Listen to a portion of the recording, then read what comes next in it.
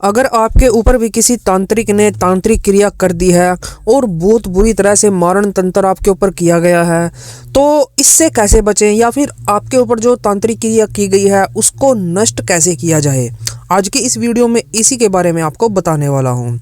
देखिए, जिस आदमी पर तांत्रिक क्रिया की जाती है तो उस आदमी का जो दिमाग होता है वो पूरी तरह से तांत्रिक के बस में हो जाता है, या फिर उस आदमी के वश में हो जाता है जिस आदमी ने तांत्रिक क्रिया की हुई हो। अगर मारण तंत्र किया हुआ हो तो फिर तो आदमी की मृत्यु हो जाती है। 100 में से 90% केस में मृत्यु होती है और सिर्फ 10% केस ऐसे हैं जिनमें आदमी बच जाता है।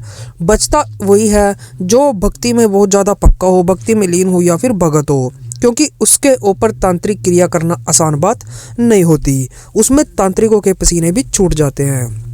जब हमारे ऊपर तांत्रिक क्रिया की जाती है तो तांत्रिक किसी न किसी चीज़ का सहारा लेकर हमारे ऊपर तांत्रिक क्रिया करता है। इसमें वो जैसे शमशान की शक्तियों का सहारा लेता है, चौराहे का सहारा लेता है, या फिर जिसे हम बोलते हैं कि किसी दूत का सहारा लेता है, जिनको प्रेत कहा जाता है। कई बार जो दूत होते हैं वो तो साफ़ सुथरे करके भगवान की भक्ति में लीन करके उनको साफ़ सुथरा कर लिया जाता है, लेकिन जो प्रेत होते हैं वो साफ़ सुथरे नहीं होते, तो प्रेत का भी सहारा लिया जा सकता है। शमशानी शक्तियों का सहारा लेता है, डाकनी पिशाचनी के सहारे भी लिए जा सकते हैं। तो तांत्रिक इनमें से किसी का भी सहारा ले सकता है। जैसे शमशान से बबूत उठाई, जैसे किसी मुर्दे की बबूत तांत्रिक ने उठा लिया और उसको पढ़ लिया, पढ़ने के बाद उसको किसी आदमी को दे दिया। ज़्यादातर किसी आदमी को जो बबूत पिलाई जाती है वो शराब में मिलाकर पिलाई जाती है। तो अगर आदमी को शराब में मिलाकर बबूत पिला दी जाए तो वो आदमी शराब का आदी हो जाता है, या वो शराब का आदी हो जाएगा, या उसको किसी न किसी चीज़ की ऐसी लत ज़रूर लगेगी जो नशे से रिलेटेड हो। यानी आदमी नशा करना शुरू कर देगा और उस नशे के चक्कर में ही उसकी ज़िंदगी बर्बाद हो जाएगी।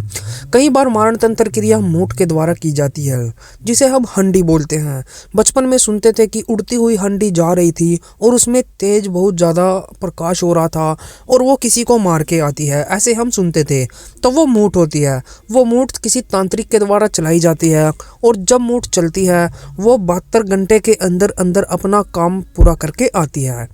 मूठ जब किसी को मारने की क्रिया शुरू करती है तो वह उड़ती है। उड़ने के बाद वो उस आदमी के घर जाएगी और 3 बार आवाज़ लगाएगी। अगर 3 बार आवाज़ लगाने के बाद वो आदमी आ जाता है, बाहर निकल के दरवाज़ा खोल देता है, तो समझ जाना कि उस आदमी की मृत्यु निश्चित है। अगर आदमी नहीं आया तो मूठ वापस उलटकर चली जाती है और उस मूठ को तांत्रिक फिर शांत कर देता है और निरस्त कर देता है। तो ऐसे होता है। अब अगर किसी ने आपके ऊपर मारण तंत्र किया है या फिर कोई ऐसा तंत्र किया है जिसका काट इतना ज़्यादा मतलब पॉसिबल नहीं है, तो इसको कैसे काटा जाए और कैसे पता चले कि मेरे ऊपर किसी तांत्रिक ने कोई क्रिया कर रखी है।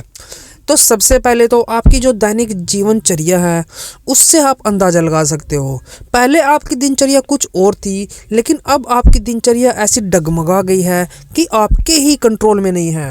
आप करते कुछ और हो और होता कुछ और जाता है। यहाँ तक कि आपको डर ज़्यादा सताने लगा है।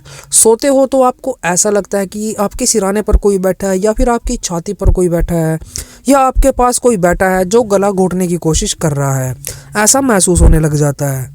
कई बार तो यहाँ तक कि महसूस होता है कि हमें लगता है कि हमारे साथ कोई चीज़ चल रही है, या फिर घर में जाते हैं तो घर बिल्कुल सुनसान लगने लग जाता है, लेकिन घर में सारे सदस्य मौजूद होते हैं। उसके बाद भी घर ऐसा लगता है कि जैसे यहाँ पर वर्षों से कोई नहीं आया हुआ हो, और ऐसा लगता है कि घर में कोई ऐसी शक्ति जरूर घूम रही है जो सबका एक न एक दिन विनाश कर देगी। तो ये लक्षण होते हैं घर में तांत्रिक क्रिया के, यानी कि घर में आपके ऊपर किसी न किसी तांत्रिक ने क्रिया करा रखी है। अब क्रिया कौन सी है इसका कैसे पता लगाया जाए? तो बार बार अगर आपके एक्सीडेंट हो रहे हो, आप मरते मरते बच रहे हो, तो वो मारण क्रिया होती है। सबसे पहले इस चीज़ का ध्यान कर ले। अगर आपका व्यापार धंधा चौपट हो रहा हो तो फिर आपके काम के ऊपर क्रिया की गई है। अगर आप ज़्यादा बीमार लगे हो, मतलब रहने लग गए हो, तो आपके ऊपर कोई शारीरिक क्रिया की गई है। अब ये तांत्रिक के ऊपर होता है कि वो आपके ऊपर कौन सी क्रिया कर दे। अब सवाल आता है कि इनसे कैसे बचा जाए। अगर मारण तंत्र भी आपके ऊपर कर रखा है तो उससे भी कैसे बचा जाए। देखिए, भैरव बाबा जो है वो इन सब तांत्रिकों के बाप हैं, इन सब के गुरु हैं। तो आपको उनकी शरण में जाना चाहिए। सारे जो तांत्रिक होते हैं उन सब के गुरु भैरव बाबा होते हैं। भैरव बाबा किसी के ऊपर तंत्र कर भी सकते हैं और उसका काट भी कर सकते हैं। दूसरे जो है वो है हनुमान जी, तीसरी जो है माता काली। अगर आप हनुमान जी के भक्त हैं तो आप हनुमान जी की शरण में भी जा सकते हैं। लेकिन उससे पहले आपको क्या करना है, जिस भी व्यक्ति के ऊपर ये तांत्रिक क्रिया की गई है, आपको क्या करना है, आपको थोड़े से काले उड़द लेने हैं और उनको किसी सफ़ेद कपड़े या फिर आप सफ़ेद छोड़ो काले कपड़े में बांध सकते हो, क्योंकि मैं भैरव बाबा का पहले आपको बता देता हूँ। तो आप उनको काले कपड़े में बांधकर और एक नारियल ले लें और उस चीज़ को जो मैंने आपको बताई है उसको आप उस आदमी के ऊपर एंटी क्लॉकवाइज 21 बार उतारा करें। जिस आदमी के अंदर ये शक्तियां हैं, प्रेत आत्मा जो भी मतलब है, उसके ऊपर ने आपने एंटी क्लॉकवाइज 21 बार उसका उतारा करना है। और उतारा करने के बाद आपने वो चीज़ लेके जानी है भैरव बाबा के मंदिर में और उनके चरणों में उस चीज़ को रख देना है और भैरव बाबा से प्रार्थना करनी है कि हे भैरव बाबा, अगर मेरे ऊपर किसी ने कोई भी तांत्रिक क्रिया करा रखी हो, किसी का कोई भी मारण तंत्र, कोई भी क्रिया किसी ने करा रखी है, तो उस क्रिया की कृपा करके काट करें और मुझे अपनी शरण में ले, मेरे जीवन को बख्शिए। ऐसा आपको बोलना है, कृपया मेरे जीवन की रक्षा कीजिए, ऐसा आपने उनके आगे बोलना है। और फिर उलट के वापस घर आ जाना है। पीछे उल्ट के आपने बिल्कुल भी नहीं देखना है, इस चीज़ का आपको ध्यान रखना है। और रास्ते में आपने किसी के साथ भी कोई भी बातचीत नहीं करनी है। ये 2 काम आपको करने हैं।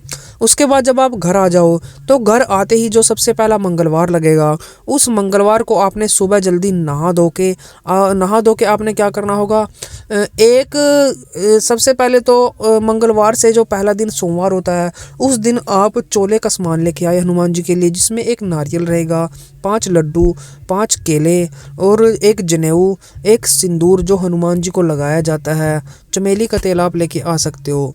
तो ये चीज़ें आप लेके आएँ और अगले दिन मंगलवार को सुबह आप हनुमान जी को इनको अर्पित करें और वहाँ पर बैठ के आप बजरंग बाण का पाठ करें। ये काम आप घर पर भी कर सकते हो और अगर आपके मंदिर है कहीं तो वहाँ पर भी कर सकते हो। तो इस पाठ को आप करें और हनुमान जी से प्रार्थना करें कि अगर मेरे ऊपर या कहीं पर भी वहाँ मेरे घर में कहीं पर भी किसी ने कोई तांत्रिक क्रिया करा रखी है तो कृपया उससे हमारा बचाव करें। अगर इससे आपका काम हो जाता है तो ठीक है, नहीं तो फिर आपको मेहंदीपुर बालाजी जाना होगा और वहाँ पर आपको लिखित अर्जी देनी होगी। घर से ही आप अर्जी लिखें कि मेरा नाम ये है, मेरे पिताजी का नाम ये है और मेरा स्थान ये है, मेरा गोत्र ये है, मेरे ऊपर ये क्रिया किसी ने करा रखी है, मैं बहुत परेशान हूँ। और उसमें ये भी लिख दे कि मैं इस तारीख को आपके दरबार में आऊँगा, कृपया अपने दरबार में मुझे बुलाएं और मुझे अच्छा कीजिए। ऐसी पर्ची आपको लेके जानी है और वहाँ पर जाके जहाँ पर गेट खुलता है वहाँ से आगे ही थोड़ी सी जहाँ पर नारियल जमा होते हैं वहीं पर आपको वो नारियल के साथ साथ कुछ इस तरह से पर्ची भी पकड़ा देनी है। आपकी अर्जी वहाँ पर स्वीकार हो जाएगी और हनुमान जी से प्रार्थना करनी है कि मेरे ऊपर जो भी किसी ने क्रिया करा रखी है उसको दूर करें।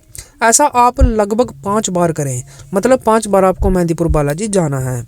आपके जो भी कष्ट होंगे, जो दुख दर्द होगा, सब हनुमान जी काट देंगे। तो भक्तों, अगर वीडियो अच्छी लगी हो वीडियो को भी से लाइक कर दे और हमारे चैनल को भी सब्सक्राइब कर दें और भी अच्छी वीडियोस के लिए आप ऐसे ही हमारे साथ बने रहें। तो चलिए मिलता है हमारी एक न्यू वीडियो के साथ, तब तक के लिए ओम नमः शिवाय, ओम नमः शिवाय, ओम नमः शिवाय।